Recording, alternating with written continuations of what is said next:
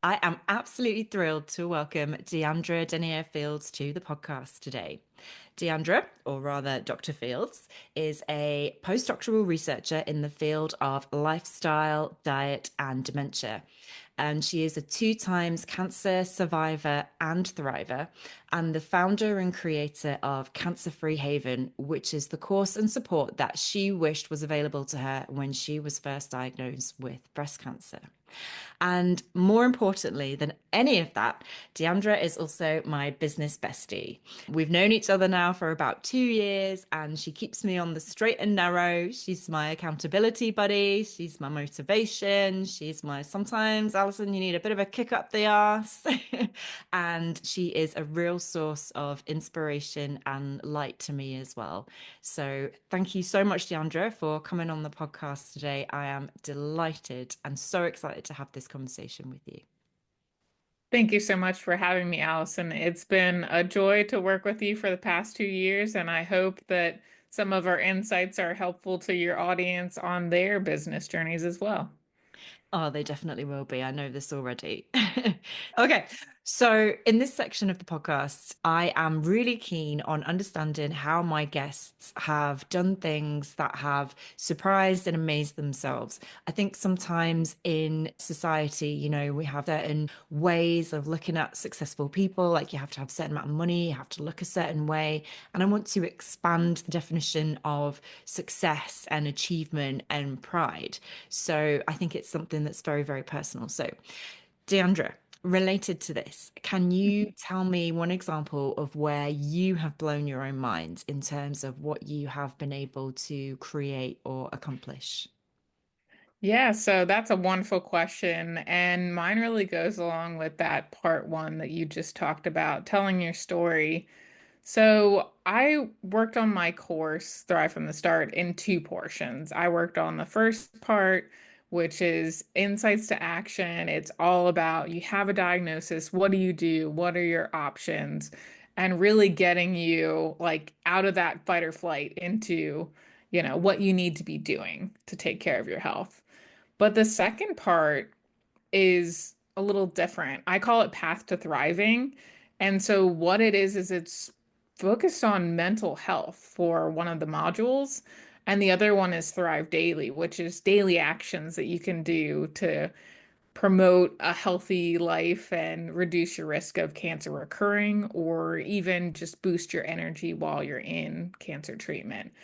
So what I had was I went through the first section of that course, plowed right through it, got it done, put it out there, it's for sale. And then the second part, I had a little bit of a hiccup on it.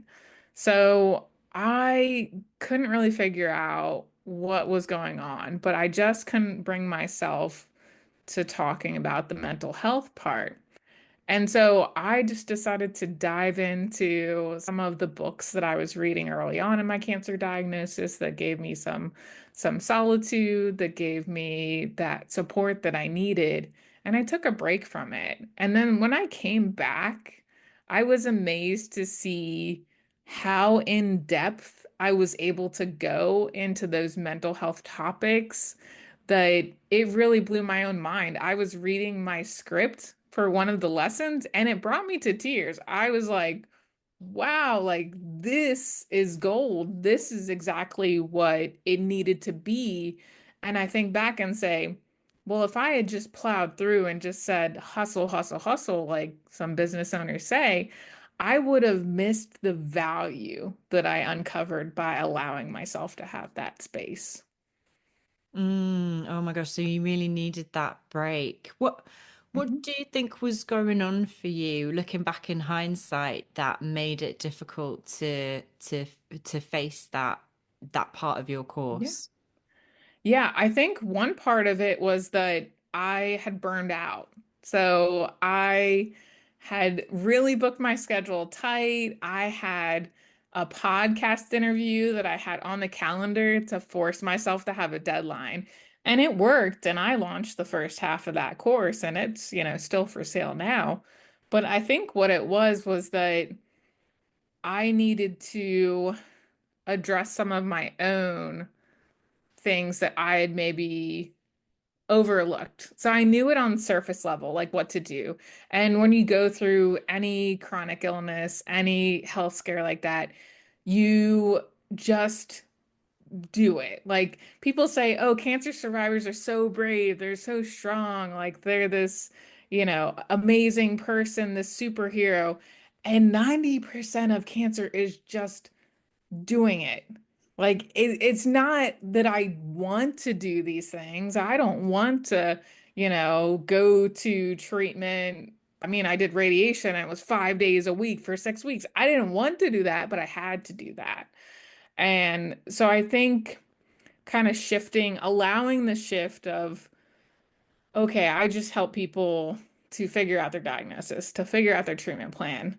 There needed to be a natural lull in between because that's kind of how the cancer journey goes. You go through active treatment, it's this big explosion, your life is an upheaval, and you do what you can and you just survive. But to get to thriving, you really do need that downtime, that space to be with yourself. And I think I just needed to allow the quiet to have its own space and to just really look around and look inside and say, what am I still struggling with, even though I am 2 years out?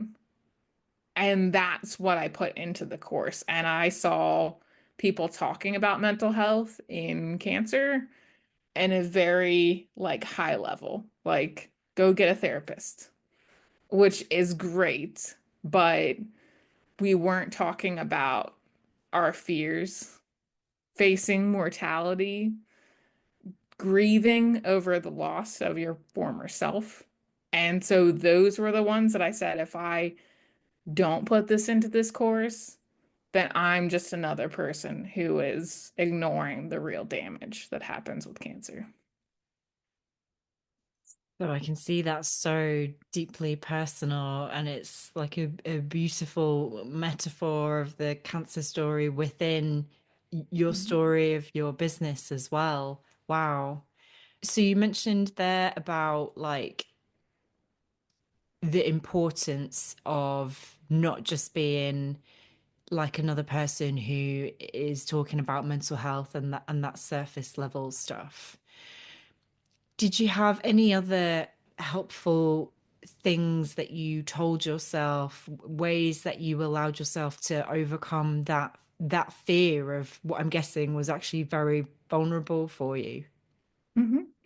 Yeah, one of the things that I think really stood out to me was for a while, I just assumed that if I don't do it, someone else will, and that it'll be fine, right? I don't have to be the vulnerable one. I can just let them take it on.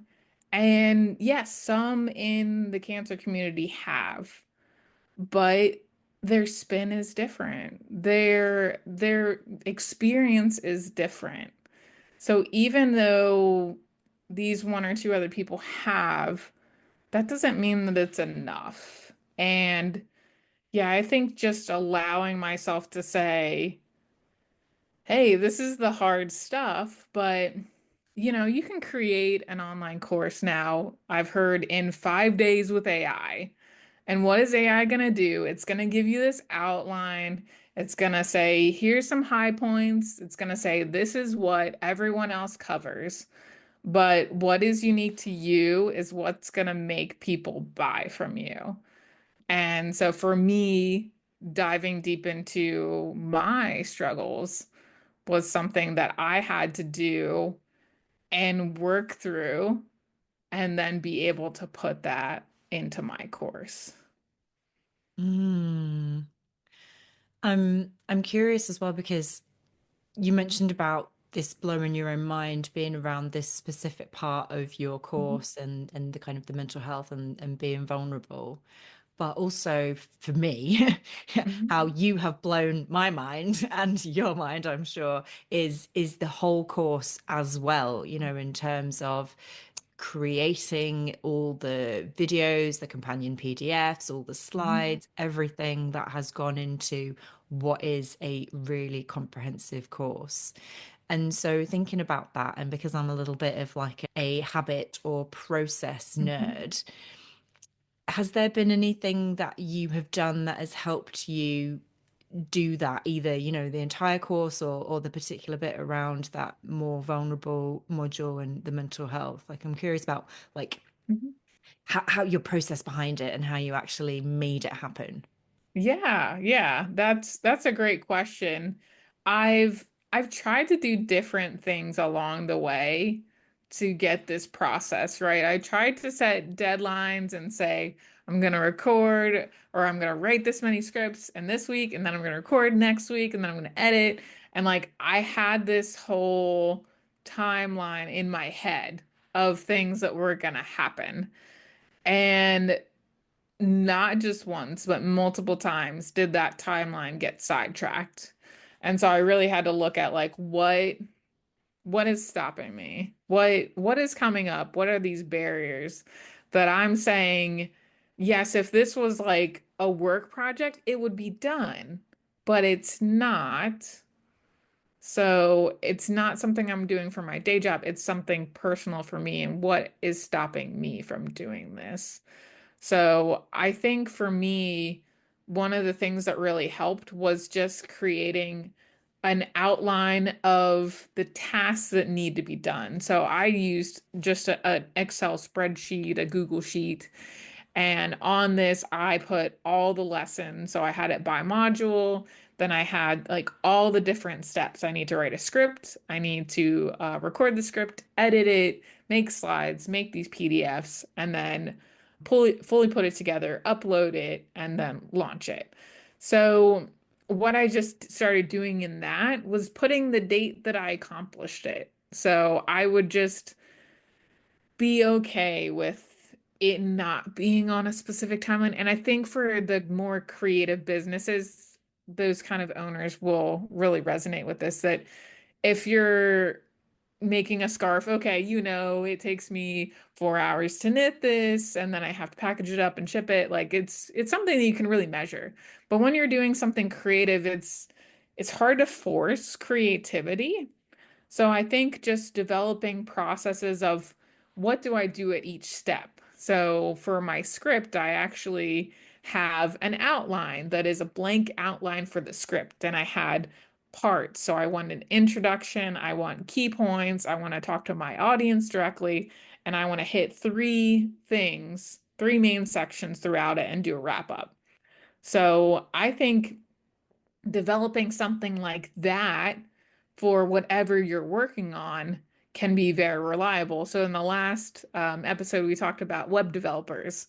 So when you have a web page, there are certain things that you need, right? I need to have images from the business owner. I need those tasty pastry photos to be able to put those in there. I need to have copy written. I need to have five different pages. Like I need to have sales page, about page, connect page, all those different things. So I think if you get down to what is the core that I need, then as you have time and as you feel the creativity striking, you can go to that file, to that sheet and say, okay, yes, today I had time and I got this one thing done. So for me, that was a better way than like time pressures, but just having it laid out that once I start this thing, I know exactly what I'm doing. And then I started batching. So I've tried going from like a one lesson start to finish, right? Draft the script, edit script, audio, make slides, time up slides, upload it all. And that was just too much jumping around for me. So I found it more helpful to do like one module at once, just do all the scripts, do all the audio, do all the editing, and then I'm in a phase. So I can really get better at it. And I find that that's been very helpful to me. So I think it's just knowing what works for you. If you like variety, then go through and do everything start to finish. But if you're someone who's like maybe more data driven and you get into a groove, then run with that. And so that's what worked for me. Mm, I think love that breaking it down and just making it super manageable in terms of the steps. I can see Mhm, how some people might think like, oh my gosh, I'm so overwhelmed. Look at all the steps that I've got to do. But also, you have to start somewhere, and at least that stops the nebulousness of, oh my gosh, I've got so much mhm, to do. At least you can then see, well, I've done this, I've done this, I've done this. So that is a top tip. And I have a question which is about, because you mentioned before someone who is very creative and maybe their creativity is not in line with their own levels of preference in terms of getting things done. So then mhm, there's this like extra pressure that you put on yourself because you want it to be done by X time, but you're just not able to do that for various mhm. reasons because life gets in the way. And like you say, creativity maybe happens in different cycles. So what would you say to someone who is feeling frustrated with themselves about not getting things done in the preferred timeline? Mhm. Yeah, so I look at it as what could be good about this? Why are you not progressing? So maybe there is something else that needs your attention right now. And I look at it as I could have, once I was burned out, I could have technically kept going and probably finished a couple months ago. But the quality, the output that I created from that, it wouldn't have been good. It would have felt rushed. It would have felt stressed and not in line with my values and what I wanted to create. So I think of it as it could be a positive thing that you're running up against this and really looking into that why. So, like, are you scared of what people will think, right? Do you not want to be judged? I found that, especially when you're putting your personal story into your product, yeah, that's a real thing. I think questions like that, other things are like, is this really the thing that you want?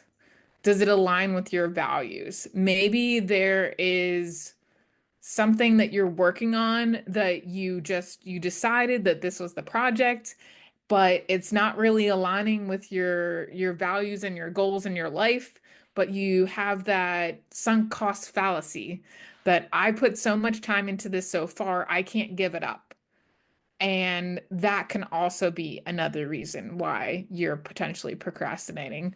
Or you just need a change. You just need to put it aside and come back to it. And I know Allison and I have both had multiple projects that we've put aside, like just put it to bed and then try something else for now and then come and revisit it later. So, one of my examples is my book. I've been writing a book about my cancer journey. So, since day one, when I was diagnosed, I started writing journal entries. And that originally was the first like product that I thought it was going to have. But then I realized that I was ready to write the entries, but I wasn't ready to edit them and put them into the context that I needed for that complete product. So I'm feeling really great about my course Thrive from the start. And it's given me all these extra ideas for my book. I now know I can tell my story and then I can have like these little cheat sheets in the book that are kind of reminiscent of some of my companion PDF. So I've learned things in one project that I can now bring back to the other one. So I think as far as creativity, you just have to go with it. And if there is a big block, then think about your why. And the last point I want to put on that is, does it align with your ideal future life? So when I was doing one-on-one coaching, I looked at how I'm going to scale that. And I said, okay, well, maybe I'm doing 30 hours of coaching a week. And then I'm like, but then I'm on Zoom calls all the time. And then I always have to be tied to the internet. And I really don't want to be having my time tied to the income because there's a ceiling for that. So then I stepped out of coaching and said, Well, if I make an online course, I'm making it available to the person that needs it when they need it, and they don't need me to be there for them at every point. So maybe even just rethinking, does the product that you're having this issue with, does it not align with the ideal life you want? That may be another reason why. Very true. And yeah, that's an interesting reflection that you had about the coaching. Whereas I, who love coaching, I'm like, yes, give me all the one-to-one clients all the time on the computer and scale. Oh, never mind. We'll think about that another time. Yeah, and you're a very extroverted personality, so it makes sense for you. Once I met you, I was like, yeah, she's the one that wants to be on the calls. Versus for me, like I would spend a lot of time, like I would spend at least an hour leading up to every person and asking those questions to lead in and having something. And then afterwards, it would be another hour to 2 hours doing more research to answer questions that came up and just realize like if you could just get in a call and just talk, that is doable. That is manageable. That is scalable. But the amount of effort that I had to front load and backload just didn't make sense. So one call is taking 4 hours really, rather than it taking the 1 hour that it was supposed to. So, yeah, I think that's interesting knowing thyself. And so, an online course, a book, these kind of things really are for more introverts that, like, I can get up and be brave and I can record this thing once and then I can put it out there. Yeah, but I'd like to do public speaking in the future too. Like, be a guest and be at a conference and give an inspirational talk. But look at it differently. Look at whatever product you have. And if it's not vibing and filling you up with energy, then maybe it's something that you put off to the side for now. I love that. And I think being brave to be aligned with what lights you up. We're in business because we are able to have the opportunity to do that. We don't have to Mhm, just do the way that other people say, this is the project, this is how you need to do it. And there is that possibility for us to just be like, mhm, no, I want to do it like this because I want to do it like this. And as long as it serves other people, then, amazing. mhm. Okay, right. Last question. So, Okay. this is feel free to be as realistic or fantastical Mhm, or whimsical as you like, but you created a course that you wished was available to you when you were diagnosed with breast cancer. mhm. What course do you wish that someone would create for you now to help you with the challenge that you're having? Yeah. Yeah. So I think this is going to segue a little bit into our part three of the podcast. You can tell I'm a pro at this now. So I think what I would like a course to be made on would be about how to leverage your product in a way to find your ideal client, even if the niche is like really hard to pin down as far as like algorithms go. You can't just type in, I want men 45 to 55 in this zip code. Like that's pretty easy, but sometimes it's a gray area. So, how do I find my weird niche of people? And then, how do I make them realize that my product will help them without making them feel bad? Because a lot of the sales tactics are pain points, pressure points. This is what your life will be like. This is how miserable your life is now. This is what it will be like after you work with me, and it'll be amazing. And it just feels to me in certain circumstances, it works really well. Like Okay, I'm selling pastries. Your life right now, you're hungry and you need something savory and something sweet. You come in, you get my delicious pastry, and you feel happy. Like that's easy. But like for something like me with cancer survivors, it was like the pain is they're looking at an unknown future and they don't know what they don't know. And I don't want to be the one sticking my thumb in their wounds. So how do you in the real life scenarios in which you are picking someone up out of the ditch, how do we do that in a positive and supportive way, but truly get the message across that this will help? I did not know that you were going to say that. And I think that would be an amazing course. And I've never thought about it before, but you're right. It's always like, what's the burning problem? What's the pain point? And when your customer is already in so much pain, yeah, highlighting that doesn't feel very ethical, doesn't feel very nice, might not even be effective. Hmm. Good, good question. I can't help you, Yeah, unfortunately. yeah. I thought you were going to say something like, "Oh, I wish someone could just help me with laundry and like make me not do that and I don't know, let the AI sort it out or whatever." But yeah, that's a really interesting point. Yeah, yeah, I thought about it. I was like, am I gonna give her a softball or a hardball? And I was like, we're gonna give her the hardball here. Yeah, wow, The making other me one think was there. like, how do I not pay banks tons of money to buy a house? Because like closing costs are insane and their fees and stuff that I don't value. But yeah, that would also be a great course if anyone has that. Just, send it my way. We'll look out for Yeah, that. yeah. Thank you, Deandra. So, where can people find out more about you if they wanted to use your course, share it with a friend, share it with someone who might be going through something similar at the moment or has gone through breast cancer in the past? Because it is for people who are actively going through it and also people who have been through it. So, give us all your socials, all the ways to connect with you, please. Yes, absolutely. So I'm on Instagram at cancer.free.haven.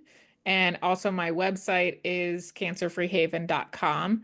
And so I have a couple different freebies, so I will not charge them against you, but I have free resources. One of them is the circles of control, and it's all about when you're in that mindset of anxiety and just really feeling lost, how do you put the things that are happening in your life into these three different circles to really focus on what you can do actionably right now, and then helping you to let go of the things that you really can't influence at all.